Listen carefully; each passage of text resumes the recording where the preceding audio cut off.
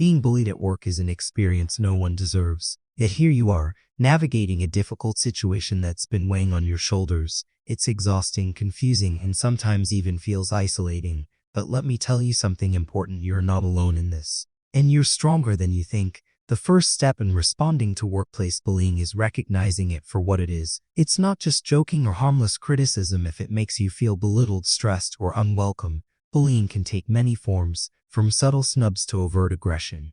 It could be someone dismissing your ideas in meetings, spreading rumors about you, or intentionally sabotaging your work. Whatever the form, it's important to validate your own feelings and acknowledge that what's happening isn't right. When you understand the situation clearly, it's time to take action. This starts with pausing to reflect on how the bully's behavior is affecting you. Does it make you doubt yourself? Do you feel anxious when you walk into work?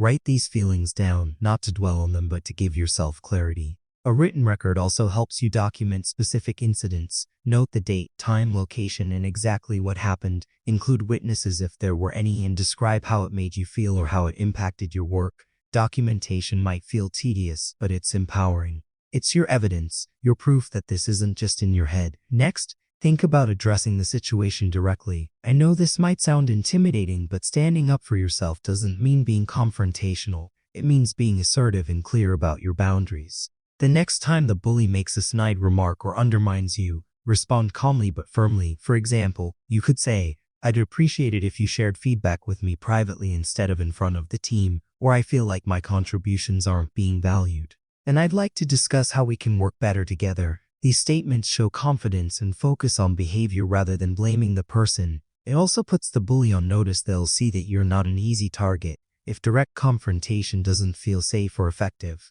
It's time to involve someone else. Talk to your manager or her representative. Present your documentation and explain what's been happening. Focus on how the bullying is affecting your work or the team's dynamics. Avoid making it personal. Instead, frame the issue as something that needs to be addressed for the betterment of the workplace. For example, you might say, "I've noticed certain behaviors that are impacting my ability to perform at my best, and I'd like your advice on how to address it." By staying professional and solution-focused, you increase the chances of being taken seriously.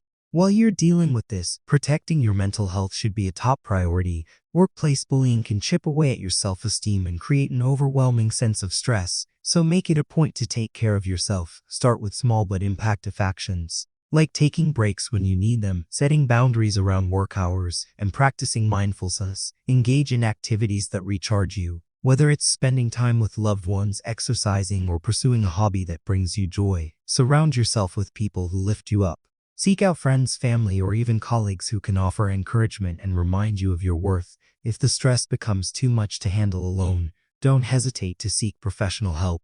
A therapist or counselor can give you tools to cope with anxiety. Rebuild your confidence and process your emotions. It's not a sign of weakness, it's an act of strength and self-care. You're investing in your mental well-being, which is just as important as any other part of your life. While you work through this situation, remember to keep your focus on your long-term goals. Don't let the bully's actions distract you from your purpose. Think about where you want to be in your career and life, and take small steps every day to move closer to that vision. Use this challenge as an opportunity to grow stronger, more resilient, and more determined. Every time you stand up for yourself, you're proving that you're capable of handling adversity. In some cases, you may find that the workplace itself isn't supportive enough to create a change. If the environment is toxic and the bullying continues despite your efforts, it might be time to consider other opportunities. Leaving a toxic workplace isn't giving up, it's choosing to prioritize your happiness and well-being. You deserve to work in a place where you're respected and valued for who you are, and sometimes walking away is the bravest choice you can make.